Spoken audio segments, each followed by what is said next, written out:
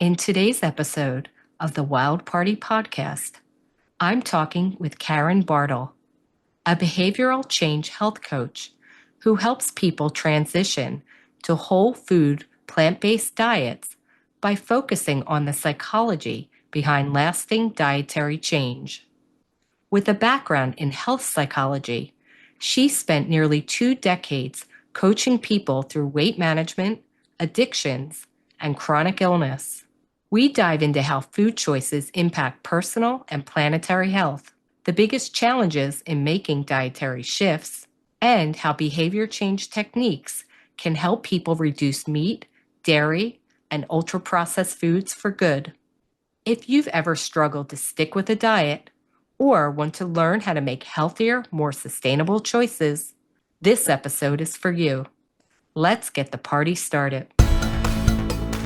Welcome to the Wild Party podcast, where we celebrate the visionaries behind vegan, ethical, and sustainable business. In each episode, we'll dive deep into their journeys, uncovering the why behind their mission-driven business. I'm your host, Stephanie Lahart. Tune in with me for passionate discussions about overcoming challenges, innovative marketing strategies, and the power of using business as a force for good. So whether you're an entrepreneur seeking guidance or a conscious consumer wanting to support impactful brands, join us as we explore the stories behind the businesses that are changing the world for the better. Let's get the party started. Today, I am super excited to introduce you to a woman who I didn't even know existed until she emailed me, and I'm so glad she did. Her name is Karen Bartle, and she is a behavioral change health coach who focuses on dietary change for people and the planet. And this can include dietary and lifestyle changes, including transitioning to a vegan or whole food plant diet, and dietary changes that help support people with chronic illnesses. This is so close to my heart. I think it's super important. And Karen, welcome to the show. I can't wait to hear more about what you do. Thanks for having me, Stephanie. It's a pleasure. It really is. Yeah, so when I went through your website, first of all, I love that you so succinctly put it in one line, which is changing people and the planet. I mean, that is so important, right? It's like, because Oh, without yeah. behavior change, nothing happens. We can have the best intentions. Right now, when we're recording this podcast, it is January. People are all doing their New Year's resolutions still, but we all know usually by the end of February, that's all out the door, right? It takes a lot longer to change a behavior. It does. I mean, it's not easy. We do all kinds of changes in our lives, sometimes without even knowing it, and we don't have hardship. We don't kind of feel resentful of it. But for some reason, diet is a little bit different, I think. I think it's just because it's something we have to do. We have to eat. And a lot of people are hooked on certain kinds of food, which gives them a lot of pleasure.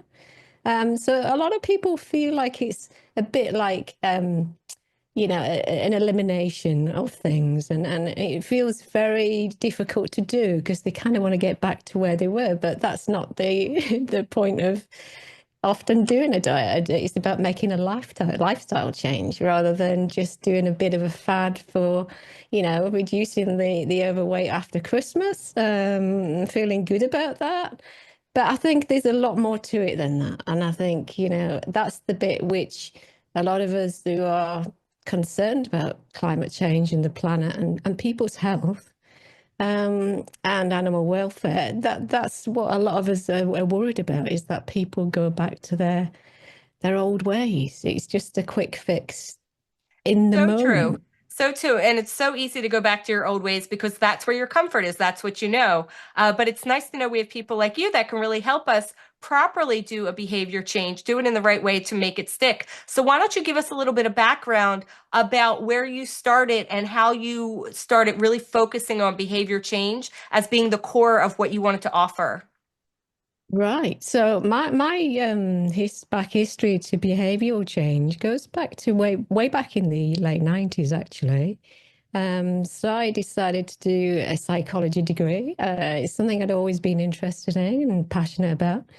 And did my degree, and it kind of gave me a broad spectrum of things that I could use it for.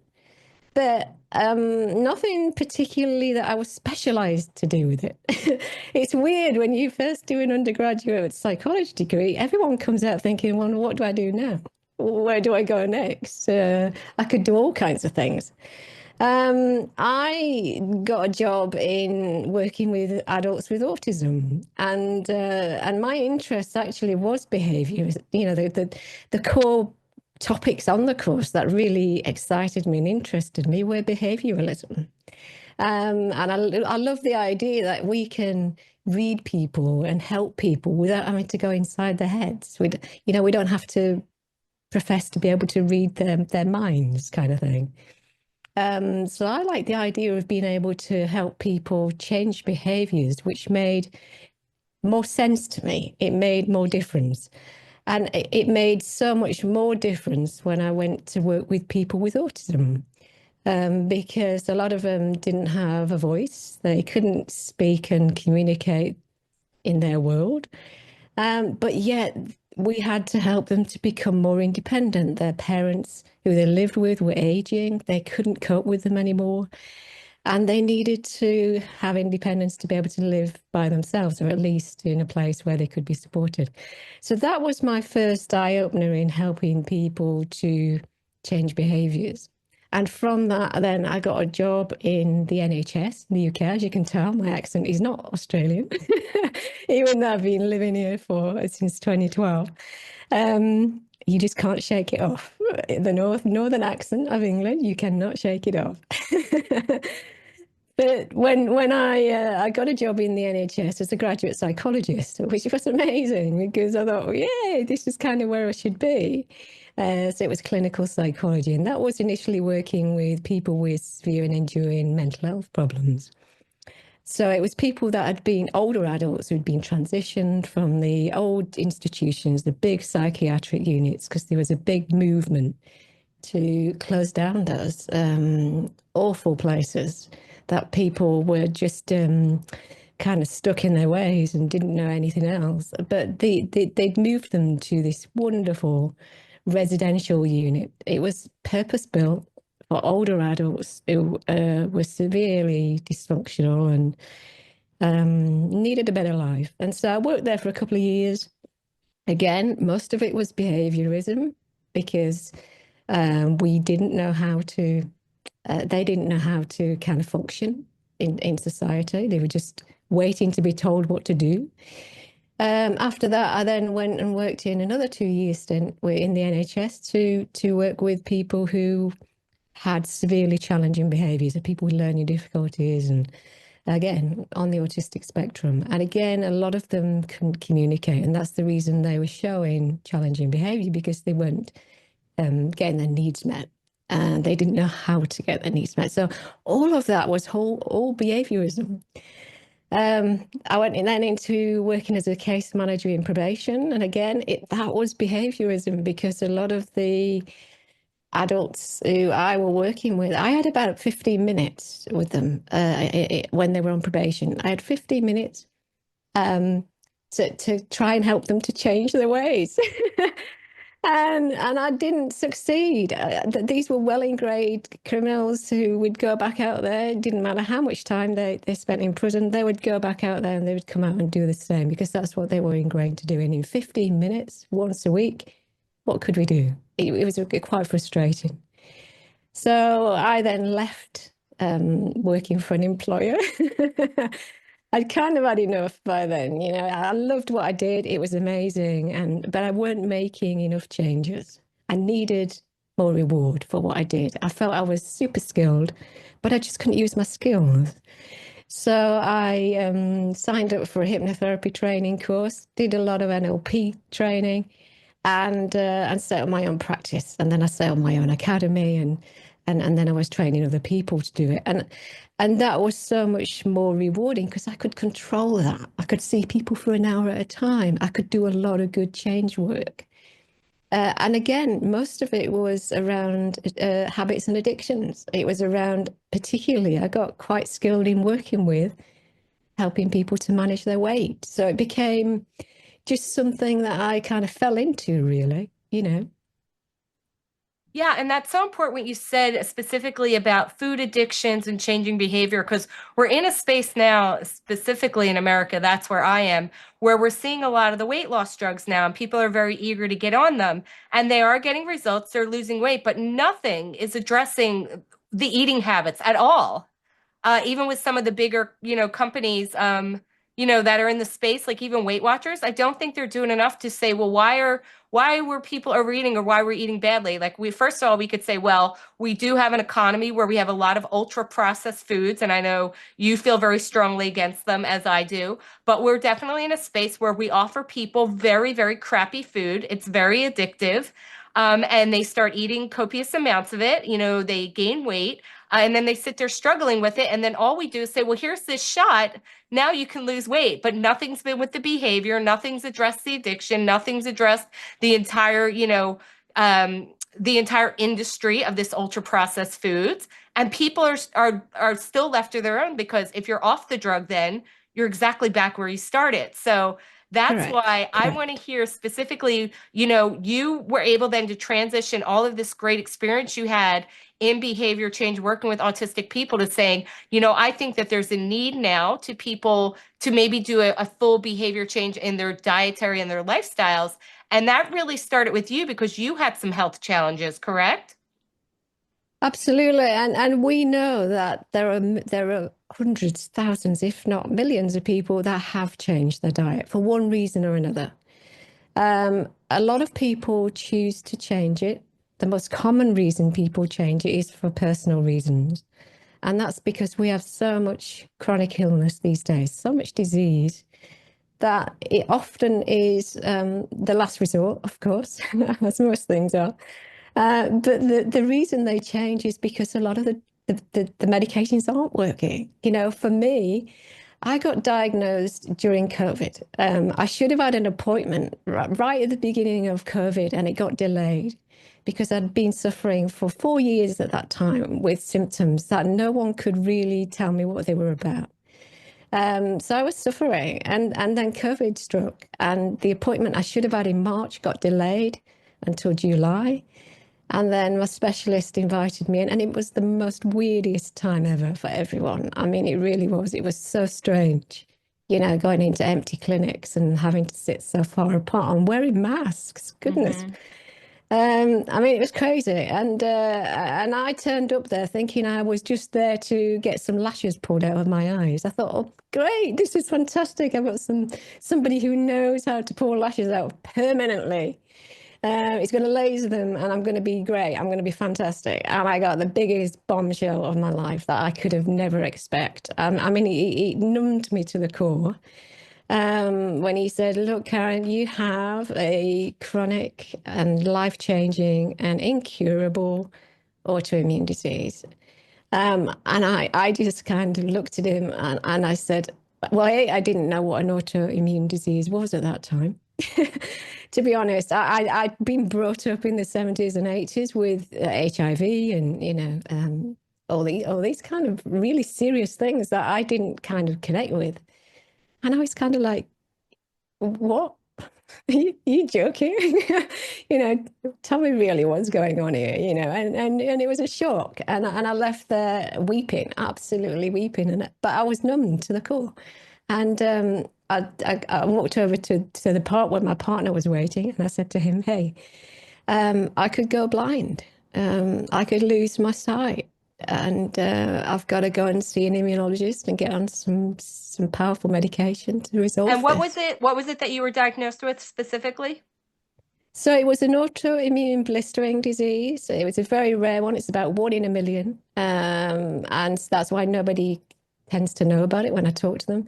But it's called mucous membrane pemphigoid. So it affects it could potentially affect any of the membranes around your body, anywhere where you've got kind of where it could access the outside world. Yeah. So, but for me, I don't know if your audience knows much about autoimmune diseases, but there really is only one. However, it has about 80 to 100, and some people say a lot more than that, expressions. So we have a genetic weak link somewhere from our ancestry, from our parents, from their parents. And the epigenetics of that. So that's the things like taking medications, the environmental pollution. It could be stress. It could be anything. um, Expresses it in the way that it needs to. So it's where the body basically attacks itself. It attacks tissues, muscles, organs of the body. Unfortunately, mine was my eyes. And I'd been congenitally blind in one eye since I was a kid. So there was definitely some weak genetic link going on there. Um, but at this point in my life, I was going through a lot of stress. My parents were back home. They were aging. They both had chronic illnesses, of which they both died from. And I was trying to support them through that. But from being 10,000 miles away and being at the end of a line, it isn't that easy. You know, it's not easy to contact people and get hold of people and say, hey, my dad needs some help. And we're in a completely different time zone. So it was very frustrating, very stressful. We were setting up new businesses. And I think just, you know, everything just took it out of me. And then that's what happens when we, don't look after ourselves. I was eating an ultra processed food diet, vegan diet, should be very healthy, but it was ultra processed food. So high inflammatory responses, which people with autoimmune disease have to deal with, and actually most chronic diseases have inflammation now at their core. So it was, yeah, that was, it was a very difficult time. And then being diagnosed with this autoimmune disease, I had to be immunocompromised, and I still am. I'm now in my fifth year of being immunocompromised. I have to wear masks if I'm going to places where I'm in crowds, and being told that I'm going to be immunocompromised at least for another 5 years, if not more. So, Yeah, and that's so hard to it's hear because it's like one of those things you're like, well, where do I start to address this or how do I start to support myself? sure. So for you, you turned to diet. So clearly diet was something that was already too important to you, although you just said you were eating some ultra processed food. So how did you start making the link that changing your diet was not only going to support you, but it was going to, lead you to live a healthier life? Yeah, absolutely. Well, I'd lost my dad to cardiovascular disease. He'd had a lot of years of suffering, and mom was on the verge of dying with her various chronic illnesses and pain. I, I went to the library one day, and I didn't know what I was particularly looking for, but I knew that in my family, my backstory with health is there's a lot of cancers and cardiovascular disease. So I wanted to mitigate that risk. I was about 48, 49, hitting the 50 mark. And I was reading a lot about what happens to women in their 50s. It's not really pleasant. And I thought, hey, I've got a lot to not look forward to here, right? And so I wanted to mitigate the risk of chronic illness. I knew now I'd got an autoimmune disease and I was full of inflammation despite being on powerful medications. It affects the body in other ways. And I just needed something else. I was frustrated. I was frustrated that nothing was happening fast enough and that I didn't want to be ill all my life. In fact, I even said to people, I would have preferred to have cancer than an autoimmune disease. And that's an awful thing to say. And I really regret that now. But because at least people know what it is and they know how to treat it, and you can come out the other end. If you catch it early enough, you can come out and you can be fine. This seemed a never-ending story, right? And I didn't know what to do with it. Yeah. But I knew something different had to happen, and I knew I had to go somewhere with it. Yeah. So how did you start making the link then to your diet specifically that living, changing to a plant-based diet would be more supportive to your health? Yeah, so I was on a plant-based diet. I thought it was pretty healthy. I then started reading that it wasn't particularly healthy. Went to the library and I picked up the book by Dr. Esselstyn, Preventing and Reversing Heart Disease, because that's what I thought I was looking for when I got there. And I sat down and I read that book and I couldn't put it down. I was so glued to it. It was something that it was a concept I had never heard of before, was eating a full plant-based diet could actually reverse disease and illness. And so that set me on down all sorts of rabbit holes. From that, long story short, I I transitioned. Me and my partner, we'd always been buddies together, right through vegetarianism, veganism, and now a whole food plant-based diet. And that seemed the answer to all my problems because it's not eating ultra processed food. You cut out oils, you cut out sugar, salt, and there was so much good that could come out of that, and it has. It really has. It has made quite a difference to my health and the way I manage it. And I thought, that has to be the answer for because it's not inflammatory. It's not an inflammatory diet. It actually reduces inflammation. So I thought, well, that's got to be a starting point. That has to be something we have to do. And yeah, it wasn't particularly easy. It was quite different to my previous diet. So that kind of seemed the answer to all my problems. And so far, touch wood, I do have lots of different kinds of symptoms with an autoimmune disease, as people know who've got them. Things kind of crop up so spontaneously. It's crazy. Some of the things that you can't even in your wildest dreams imagine that you would deal with. But the diet satisfies, it reduces weight, it helps people to manage chronic inflammation. And that to me seems the answer Yeah, to you what we're know what's dealing with. crazy? What's crazy too is about the vegan diet is because there are so many different options, in this world of things that you can eat. When I first transitioned to a vegan diet, I remember one of my nieces said to me, "Oh, I would never be vegan." I go, "Why?" She's like, "Oh, my teacher's a vegan and she's really fat." And I was like, "What is she eating?" Because I had really been living a vegetarian lifestyle Yeah. since I was about 16. So vegetables were always a huge part of my diet. And I couldn't really Yeah. understand, well, what is she eating? And then I started really paying more attention to what I was actually eating. And I was like, oh, I see. People are seeing things like Oreo cookies and they're like, they're vegan, so I can eat them. So they'll eat a lot of them. And then I really started examining, like, I was eating a lot of ultra processed foods. I was eating, stuff that was not great for me. So it really in my mind, I was like, oh, I actually need to eat healthier because I'm falling into the trap most people do. And I'm sure a lot of your clients do that you think, well, if it's vegan on the package, it's good for me. It's like, no, that is not true. So a more plant-based diet is exactly where I'm at now, as well as you. So Mm. now that you like made that connection in your life, were you already in the coaching space? Were you already working with people in behavior change?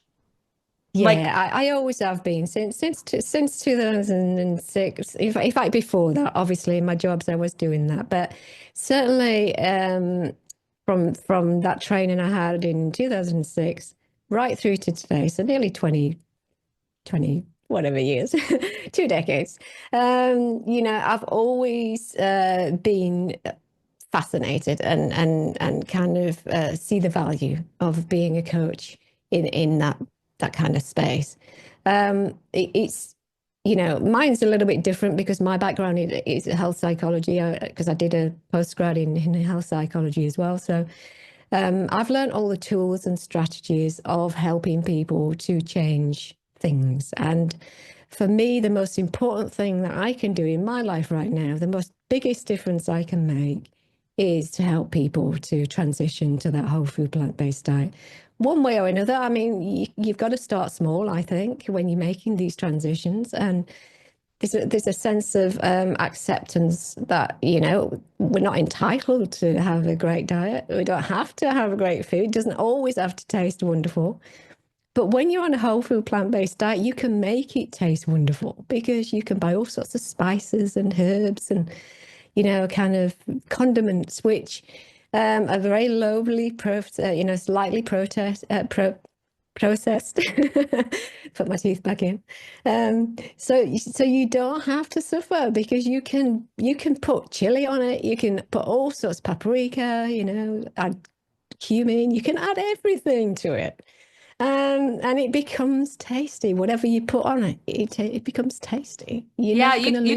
you can definitely get really creative with your food and Yeah. definitely, try new things instead of getting set in a pattern. So let's speak a little bit about your coaching business. What does that look like? How does your coaching take shape when you're working with a new client? Like, what does that look like? Well, I always spend the first session getting to know a client, to understanding where they're at, because you can't just. I see a lot of coaches that are quite leading or provocative coaches. That isn't my style. I'm very person centered. So I will always start with where they are, and then I find out what it is that they need. And because in behaviorism, we need to figure out some very specifics of the details of what's going wrong. So we don't choose everything and anything to deal with. We pick something that is going to make the biggest difference in the shortest amount of time, but it's not going to be onerous. It's going to be something which they can manage to do. And that usually is simply just swapping something for another. It could be symptom managing. And I know we've all just talked about that taking a pill is symptom managing, but you come off it and then you're back to where you were. This is different because habits form over time. And so if we can get people to change habits by changing to a healthier habit, that habit then becomes the norm, right? It may not be the end point. It may be next we have to do another change that gets them to the next step and the next step.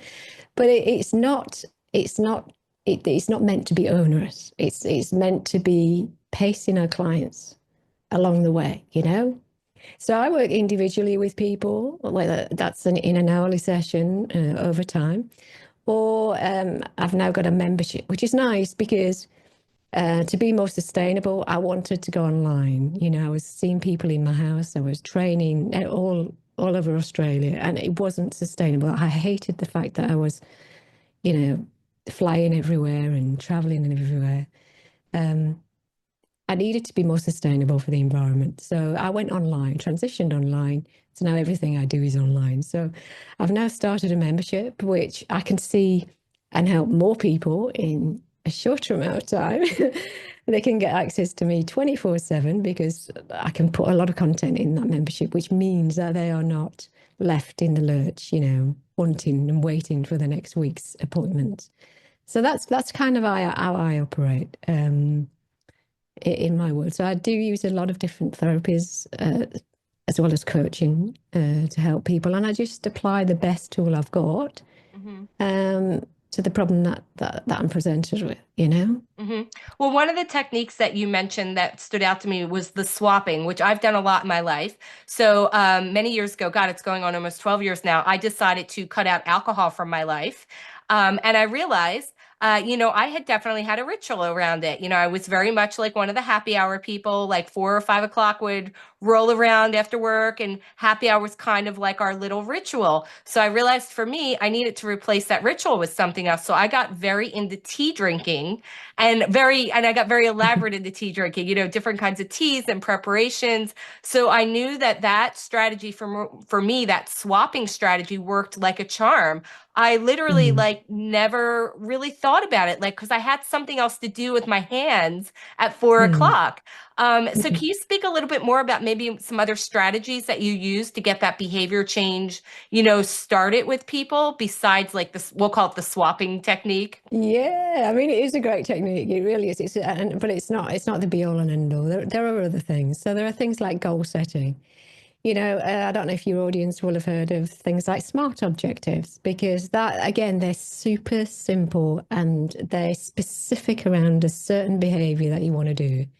And a lot of people get them wrong because they try and put too many objectives in one, or they, choose to make it so broad and wide that it never gets implemented.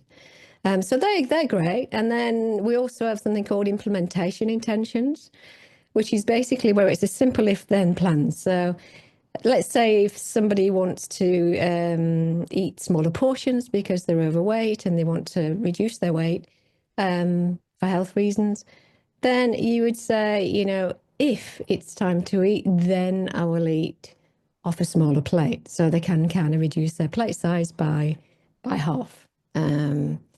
Or if it's time to eat, then before I sit down to eat, I'm going to do a mindfulness practice. So you link basically the change you want to make with something that is already happening. So it becomes automated and you don't have to think about it. I suppose the best one I help people with is taking medication, adherence to medication as well, because care change practices are very difficult for people with chronic illness. So one of the things I say is, if I'm about to get in bed, then I take my medication, because they often forget to take their medication, especially the older folk.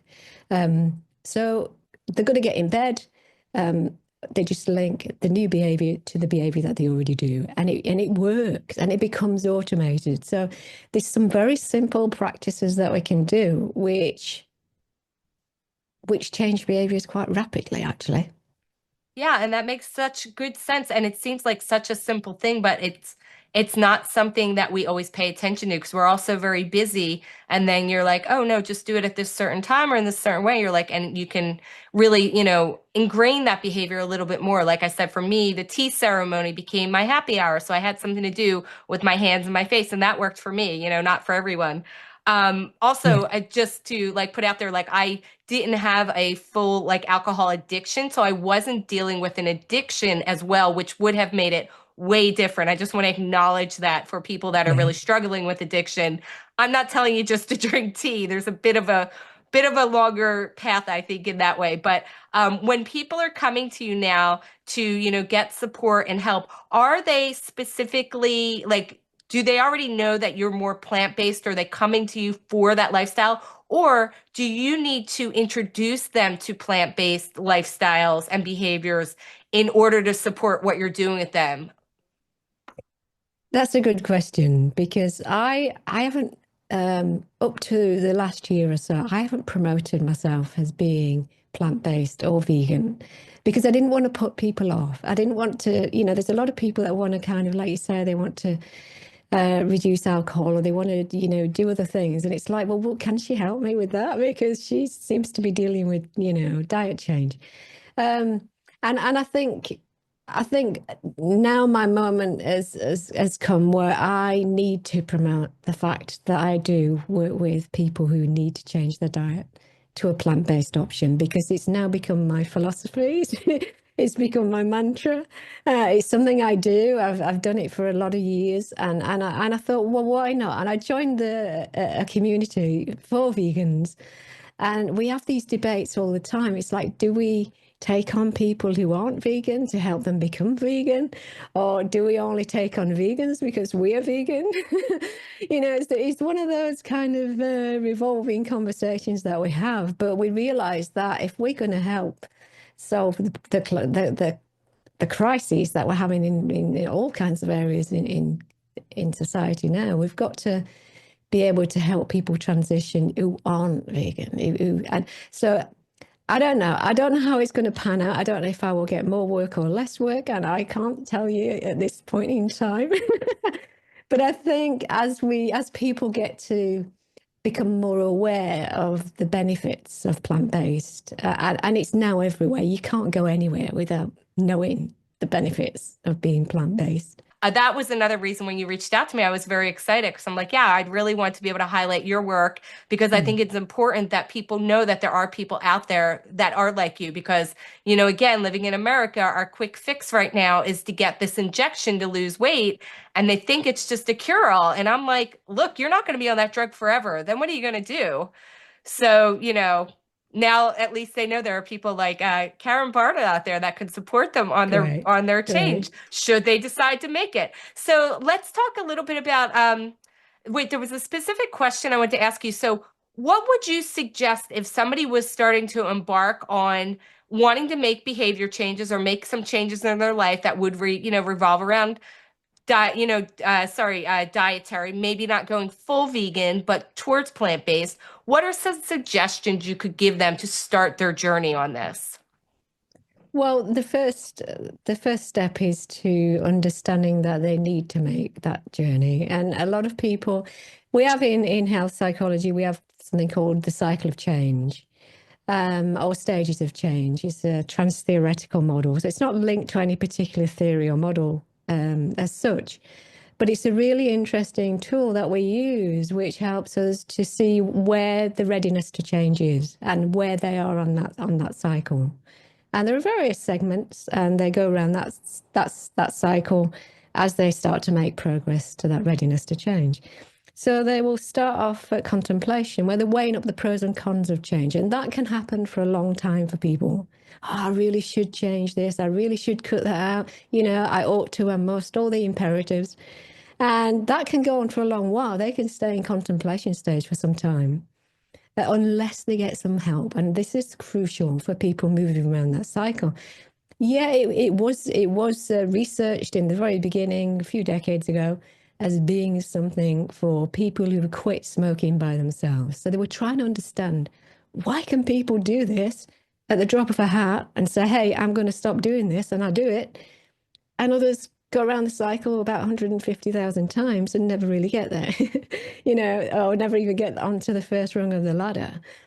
So it was a really cool model that came about, and it helps us as coaches and health psychologists to understand where people are in that change. And we have tools. We have things like motivational interviewing, and we have behavioral tools and strategies. We have various therapy tools that we can help people get from contemplation through to determination and preparation, where they start to make changes, through to action, where they've now made a change and they're in there for about 6 months, still getting support from different places, finding new recipes, or finding ways to not relapse in their changes.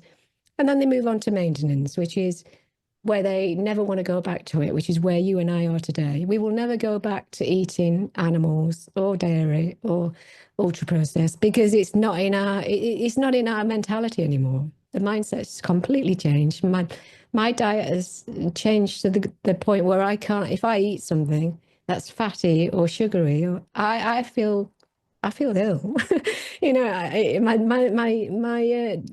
My taste has changed so rapidly, so different to what it used to be. And so that's where you are. When you get to maintenance, you're never going to look back. You're never going to, like smokers will never go back to a cigarette, and they will kind of, have a go at people who do smoke for smoking, because they detest it. You smell, get away. It's that kind of thing. So that tool, that model that I use, helps me to understand, where are people currently, and where do they want to be, and how can I get them there? But also, can I get them further than that so that they don't relapse? How do we prevent that relapse from going back to these things? So, there needs to be more of us out there who can help people to do that, because I think that's where people struggle. They get to a point, it becomes too challenging. They're faced with temptations that they just can't handle. And they need the tools to be able to do that and say, hey, I don't do that anymore. I'm never going back to that.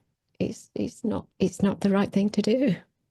Yeah. And, the word temptation that you said just really, really struck me, because there are so many temptations in the world. And, I actually had a conversation with a friend of mine recently, because again, I'm mentioning these weight loss drugs. We now have this industry where there's a weight loss drug, which essentially what it does is it kills your hunger. So you're not even hungry, right? So I said, do you think the food industry is now going to intentionally create foods that are going to be, I want to say the word addictive, but that's probably not the word, but engineered in a way that it can override or somehow backdoor go around the feeling of hunger that you would normally need to eat, and then to make you start eating this food product? And I think it can happen, don't you? I mean, I think that there's ways I to do. trigger your brain that way. You don't have to be hungry. Who's hungry when they eat a Dorito, really? I mean, there's nothing nutritional in there. You don't feel good after you eat it. But Yeah. I'm really like, oh, I'm kind of scared right now. Food's going to be really like Frankenstein-y now, like to get Yeah, around all this. But absolutely. Absolutely. And what side effects are there to these drugs? Because there are side effects to every drug. And, how is this going to help people to long-term have sustainable weight loss?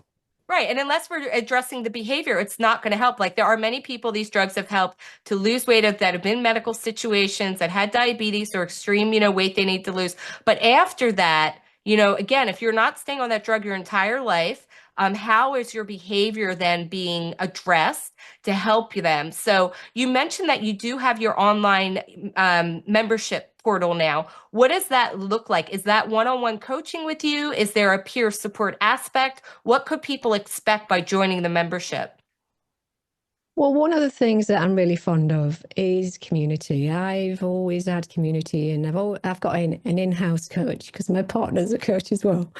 So I'm very lucky in that I have access to coaches. I have access to communities, and that's I think what people are needing. And often people are very scared of accessing, coaching because they don't want to be, exposed in a group or something like that. So because I'm doing behaviorism, I'm chunking up. I'm not saying, to come in this membership, you have to have said diet and you have to want said diet. I say you can come in so long as you're looking to be plant forward or plant strong. And that's your intention. I can't just help you, eliminate meat for the sake of it. It's got to be replaced with something that's more nutritious. And the same with people that want to lose weight. I can't just help you lose weight now. I need to help you lose weight because you want a sustainable diet, not just because you're going on holiday or you're getting married in a few weeks' time. So it is a membership. It's a community. If people want to join it, they can join it. It's also I do have one-on-one coaching once a month with each and every member who comes in there. It's only half an hour, but if they can upgrade their membership if they want and get more time with me, and I'm happy to do that. And there's going to be things and there is things in there it's a course. So it takes them through what they can do and the strategies they can use to eliminate different aspects of the diet and what they can choose to put in and do as a result of now I've eliminated how do I fulfill myself in other ways by replacing it with this. And I'm very fond of support and having recipes. That's what's helped me along the way, having structure so that I can start with something, but then I can start to mess around with it and be creative. And I think that's what people need. People need some of that for some of the time, not all of the time. I wouldn't want people to be completely dependent on me or the membership itself, but it's a good start, I think, for people, I love the terms that you just used, plant forward and plant strong. I want to put that on a t-shirt. I think that's such a great way to approach it. People get very triggered when you say something like vegan. They're like, no, I'm never going to do that. But plant forward, plant strong. That sounds great to me. So I'm fully on board with that. As we're kind of coming to the end of our conversation, can you just share maybe what was some of the most rewarding feedback that you've ever gotten from someone who's worked with you, regarding their change or their transformation? What have your clients said to you? Oh, I've had hyperbole of you've changed my life. And I think, really? Have I? And I think, yeah, for some people, and especially, for people that are in a dark place and they've been struggling for a long time, it has changed their life. And we can't, as coaches, we shouldn't, be humble about it because we just think, oh, we do what we do. We do it and we do it well. But I think for other people on the other side of the fence, we've got to empathize with that we do amazing things for people. And so, yeah, some of I think that's the most profound things that I hear is that, yeah. Well, I am so excited that you shared all that with us. Please tell the audience where online they can find you. What is your website? Okay, so it's very simple. It's the 3 W's, Karen Bartle, all one word, .com. And that's Karen spelled the usual way, Karen, and your last name, Bartle, BARTLE.com. That's it. That's absolutely it. Yeah. Well, Karen, it's been delightful to meet you and to speak with you today. Thank you so much. I can't wait to see how your coaching business blooms and blossoms, and we'll definitely have to catch up again. And with that said, thank you so much. You've been such a delight to talk to. It's been an absolute pleasure. Thanks for having me. Thank Thanks for listening to the Wow Party Podcast. If you're an entrepreneur or professional who would like to be on this podcast, please visit boomtownmarketing.com and click on podcast. We believe that every business has the potential to change the world for good, and we want to support our community to help make the world more ethical, compassionate, and sustainable for all future generations to come. And if you're looking to build your business, no matter what level you're at now, request your free marketing consultation at boomtownmarketing.com and click Get Started.